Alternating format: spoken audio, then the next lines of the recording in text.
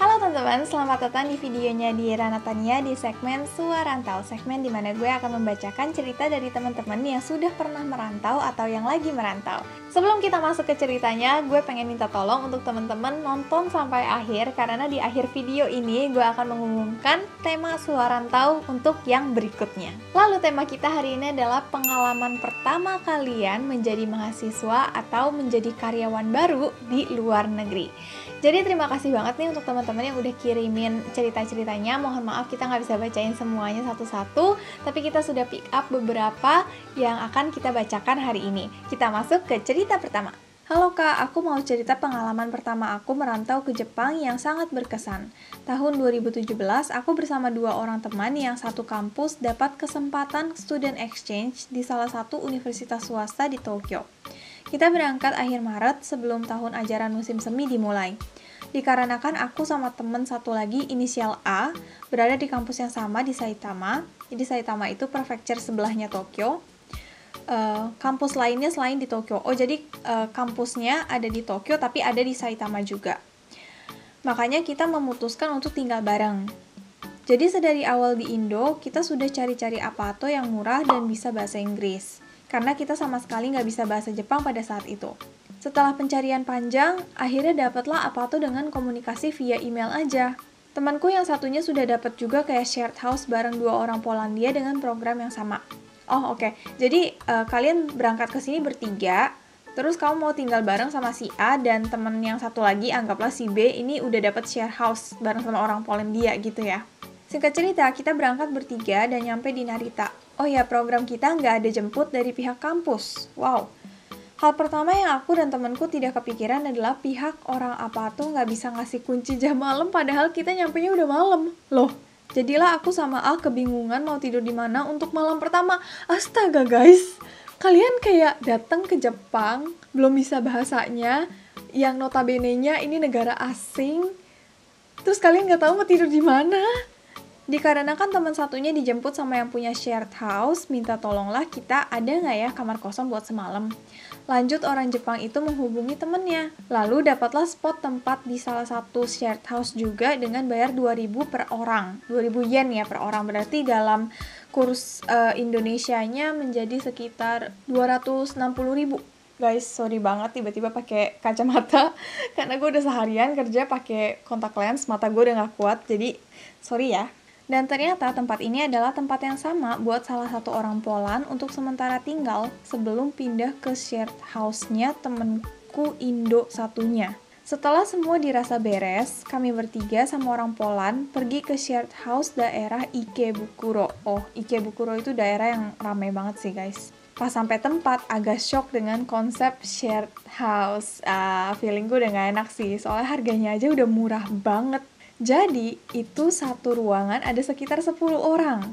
Ranjang atas bawah, jumlah 5, dan campur cowok-cewek.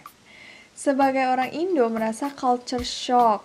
Yang lebih parah lagi, ternyata kasurnya sisa 1 aja, padahal awalnya kita kira ada 2 buat kita. Sempet cekcok sama salah satu penghuni situ. Terus gara-gara kita udah bayar, mereka rela kita tinggal di kasur single bed yang sama.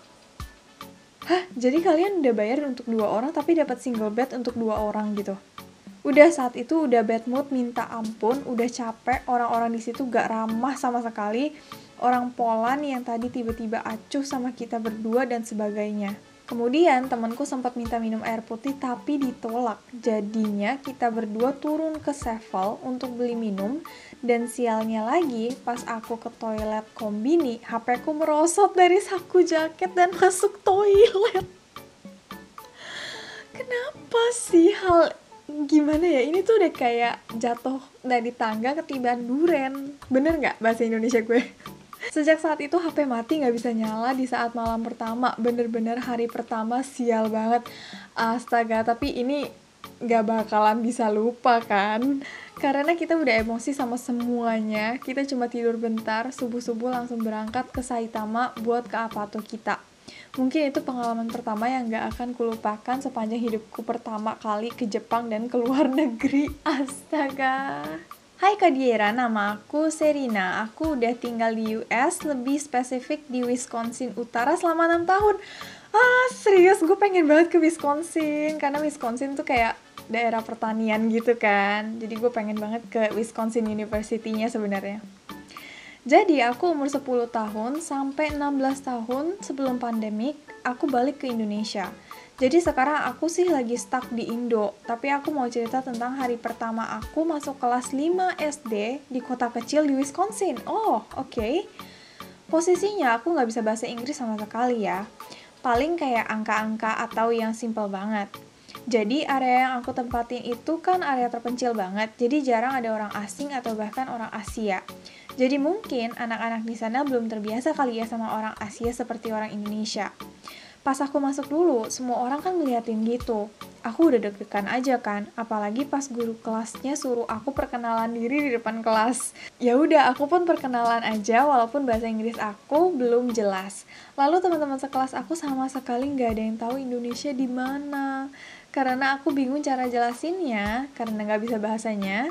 Aku bilang aja kalau Indonesia itu the small island by Australia. Terus aku tunjukin di map. Mereka langsung nanya banyak hal tentang Indonesia. Serina, you can speak Indonesian? Can you speak in Indonesian for us? Can you teach us Indonesian? Is there electricity in Indonesia? Do people in Indonesia use cars? What? No winter, so it's like summer all throughout the year? Karena kota yang aku tinggali itu adalah kota kecil di up north banget, jadi di bagian utara Amerika banget ya. Jadi pas musim winter bisa sampai 6 bulan dan dinginnya bisa minus 20 derajat. Hey you Serina. You are my sister. Gue juga di sini di Hokkaido sama nih. Winternya 6 bulan bisa sampai minus 29 derajat. Yay, tos. Jadi anak-anak SD ini heran Indonesia nggak ada winter. Tapi jujur, pertanyaan-pertanyaan mereka suka bikin kesel karena kok bisa sih clueless banget. Mungkin karena masih SD dan infonya belum luas tentang negara di luar US. Anyway, mereka saking tertariknya sama Indonesia, setiap minggu aku diminta ajarin mereka 4 kata baru di papan tulis. Tapi ini cute banget. Mereka semua friendly banget dan very open-minded. And we all became very close friends. I'm glad aku bisa bawa dan cerita tentang culture Indonesia ke daerah yang sama sekali tadinya nggak tahu ada Indonesia. Good job, girl! Halo Diera, ini pengalaman pertamaku Baito di Jepang. Gini nih, aku kuliah di Beppu. Dan waktu tahun pertama aku tinggal di asrama kampus yang berlokasi di atas gunung, bus yang datang dari gunung ke kota cuma 1 jam sekali. Karena aku nggak mau telat part-time, aku datang ke bus stopnya pagi banget. Walaupun hari itu hujan badai salju, astaga. Demi mengais rezeki, kamu rela menghadang badai salju. Keren. Busnya masih mangkal di tempat parkir bus, tapi melihat seorang anak kurus kecil duduk sendirian di bus stop, datanglah bus itu menuju bus stop walaupun masih 20 menit sebelum jam keberangkatan. Tunggu. Anak kurus kecil ini maksudnya deskripsiin diri kamu sendiri atau kamu melihat sesuatu yang agak mistis? Pak supir bilang masuk sini dingin di luar. Aduh, sampai keselak. Ternyata ini kamu deskripsiin diri sendiri ya. Oke. Terus dengan bahasa Jepangku yang agak acakadul, aku bilang hari ini part-time pertama aku dan gak mau telat. Terus setelah aku duduk di dalam bus, supirnya turun, ternyata dia beli kopi kalengan di Jihangki. Jadi Jihangki itu vending machine. Dia masuk ke bus dan memberikan kopi itu untuk aku juga loh. Kopi hangat yang membuat aku gak kedinginan. Terharu. Kaget banget sih aku karena supirnya perhatian banget. Itu perhatian apa naksir? Gak lama setelah itu penumpang lain mulai naik ke bus. Bus jalan dan setelah naik bus 30 menitan tibalah aku ke pemberhentian tempat aku Baito. Sebelum aku turun bis, Pak supir memberikan aku kombini bento. Katanya buat aku makan siang hari ini. Itu bentonya dia beli sendiri tadi pagi dan dia kasih untuk aku. Sumpah, gue marah banget sih karena lu gak kasih tahu ini supirnya umur berapa. Aku bilang terima kasih banyak ke dia, tapi dia cuma menganggap itu sebagai hal biasa. Dan aku pikir aku mau ngobrol-ngobrol lagi sama dia next time aku naik bus. Oke, motivasi naik busnya udah berubah nih ya. Bukan Baito lagi, tapi pengen ketemu sama si bapak itu atau si kakak itu. Tapi sayangnya aku gak pernah ketemu sama dia lagi sampai hari ini setelah 12 tahun berlalu. Sinetron. Nanti setelah 50 tahun kemudian baru ketemu. Hari pertama baitoku lancar-lancar aja dan sebenarnya tidak begitu berkesan dibanding perjalanan ke baitonya. Moral dari cerita ini, di dunia masih banyak orang yang tulus hatinya, yang hanya ingin menolong orang lain tanpa mengharapkan pamrih. Pay it forward, guys. Thank you. Really nice story ya. Suka banget sih cerita-cerita kayak gini, maksudnya ini kan sebenarnya hal kecil ya, hal kecil yang kita tuh suka lupa gitu. Oh iya, ada orang baik di situ kemarin gitu, tapi kita suka lupa. Kalau kita tidur, kadang-kadang kita langsung lupa gitu. Tapi kamu bener-bener kayak inget si bapak ini atau si kakak ini baik dan diinget sampai sekarang meskipun sudah bertahun-tahun berlalu, itu sangat menyentuh hati. Saya Jessica, mahasiswa Indonesia di Tsuchi University, Taiwan. Tsuchi-nya Tsuchi yang ada di Indonesia kah? Yang di PIK sama atau beda? Pertama kali datang ke Taiwan, saya mengalami beberapa pengalaman lucu dan saya mau cerita beberapa. Oke. Yang pertama, makan satu hotpot kecil untuk berempat. Saya bersama 3 teman saya ke Taiwan bersama tahun 2017. Sebelum datang ke Taiwan, kami tidak tahu bentuk hotpot kecil dan cara makannya. Hotpot itu tuh kayak ini kan, hotpot kan. Malam itu, 4 orang yang tidak tahu apa-apa tentang makanan Taiwan pun kelaparan dan memutuskan untuk mencari makanan di jalanan di luar area sekolah. Tatapan kami pun mengarah ke satu toko hotpot dan masuklah kami ke dalam. Setelah melihat menu, kami pun terkaget-kaget. Apa nih? Di Indonesia, kami terbiasa membeli makanan seharga kurang lebih 10 ribuan sekali makan. Namun menu hotpot kecil itu seharga 120 NT alias 60 ribu rupiah. Oke, 6 kali lipatnya. Karena merasa sangat mahal. Kami pun dengan pedenya memesan satu hotpot untuk dimakan berempat. Oke, kita belum tahu nih ya ukurannya berapa karena dia belum jelasin. Saat waiter datang, ia pun menatap kami kebingungan. Melihat kami 4 orang memesan satu menu hotpot kecil dan 4 nasi. Saking laparnya karena dimakan berempat, kuahnya pun terasa cepat habis. Sumpah gue mau nangis. Seruput-seruput sampai potnya gue. Seruput-seruput sampai potnya gosong. Tuh, gue sebenarnya nggak ngerti diseruput sampai potnya gosong tuh maksudnya kayak gimana, coba ini lucu banget, kayak sampai dikerok gitu maksudnya, udah habis tapi masih dipaksa dikerok apa gimana sih? Karena malu potnya gosong, kami pun mengambil beberapa centong untuk menutupi kekosongan potnya. Makanya ini pelajaran, kalau keluar negeri bawa Indomie guys, bawa Indomie. Apa gunanya di Indonesia ada Indomie? Kedua, kemakan makanan non halal. Hayo loh, dari judulnya aja udah begini. Saya adalah seorang muslim. Bakso, sosis, daging di Indonesia biasanya adalah daging sapi. Namun di Taiwan semua itu ternyata adalah babi. Akhirnya setiap kali makan hotpot lagi. Saya akan pesan dengan banyak settingan. Seperti tidak mau pakai bakso, darah babi, darah bebek, sosis, dan lain-lain. Kadang kalau capek ngomong, akhirnya mesen menu vegetarian deh. Semua gue yakin ini yang cerita masih orangnya kocak deh. Jadi udah datang nih ke tokonya, mana berempat lagi pesan hotpot cuma satu, terus gak mau pakai ini itu, sisanya tinggal kuah doang gak sih?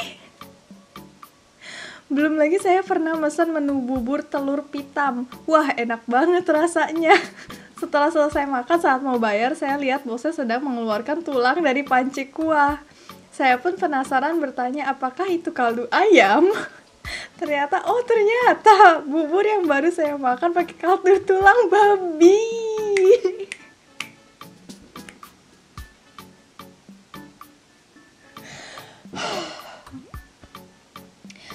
OMG, setelah itu saya lebih teliti saat membeli makanan di luar lagi. Beneran teliti, apa ketagihan?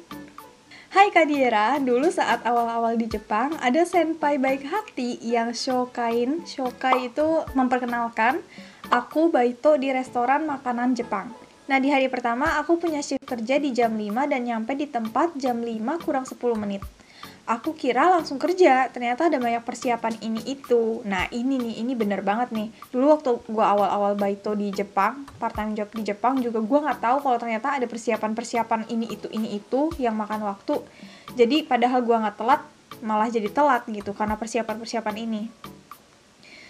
Yang bikin lama itu saat baca papan pengumuman yang semuanya pakai tulisan Jepang. Aku sampai translate kata per kata di Google karena nggak boleh ambil foto. Wow. Dan sebelum kerja bakal ditanya-tanya isi papan pengumumannya apa aja ini. Mau kerja apa lagi kuis di kampus? Jadi aku hafalin semuanya, ujung-ujungnya aku malah telat absen 10 menit. Sumpah ini kayaknya atasan kamu dosen deh. Setelah absen, karena masih baru, jadi aku belum dapat sepatu kerja. Terpaksa pakai sepatu yang sudah disediakan di sana untuk pegawai baru. Masalahnya, ukuran kakiku di Indonesia itu 42, jadi lumayan besar ya.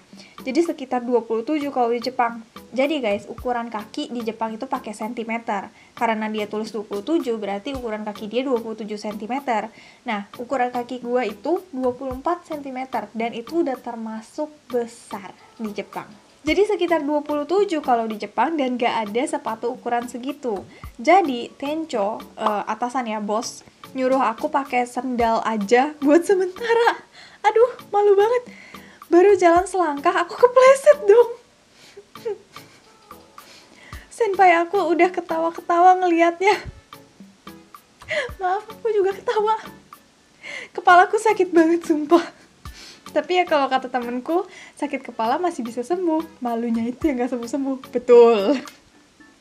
Kebetulan emang itu sendal licin banget dan cuma Tencho yang punya kaki ajaib yang bisa pakai sendal itu.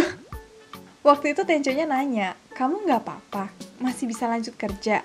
Karena sakit semangatnya kerja dan gak mau dipulangin gara-gara ini, aku jawab, gak apa-apa, kepala saya kan lebih keras dari lantai. Sumpah hari pertama tapi udah apes. Applause buat kalian semua yang udah kirim cerita. Sumpah, terima kasih sudah membuat gue ngakak-ngakak malam ini. Oke teman-teman, jadi itu dia cerita dari teman-teman seperantauan kita. Gimana menurut kalian? Seru banget gak sih ceritanya? Kira-kira yang mana sih favorit kalian? Tulis ya di kolom komen. Dan kalau misalnya ternyata kalian punya cerita tapi belum sempat untuk kirim email ke Suarantau, tulis dong ceritanya di bawah karena kita penasaran banget untuk tahu. Oke teman-teman, tiba saatnya untuk tema Suarantau yang berikutnya. Back to the basic nih. Kenapa sih kamu memilih negara tersebut untuk kamu rantau? Kayak contohnya, kalau gue memilih negara Jepang untuk dirantau karena menurut gue negaranya aman dan gue bisa belajar banyak dari tempat ini, dan sebenarnya masih banyak alasan-alasan lain tapi gue gak akan jabarin di sini, nanti bakal panjang banget. Pokoknya intinya kita pengen tahu apa sih tujuan kalian ke negara tersebut dan achievement apa sih yang pengen kalian capai. Pokoknya segala sesuatu tentang alasan kamu merantau ke negara tersebut. Oke? Jadi langsung kirimin cerita kamu ke email address yang satu ini. Dan gak sabar banget untuk ketemu kalian lagi. Bye!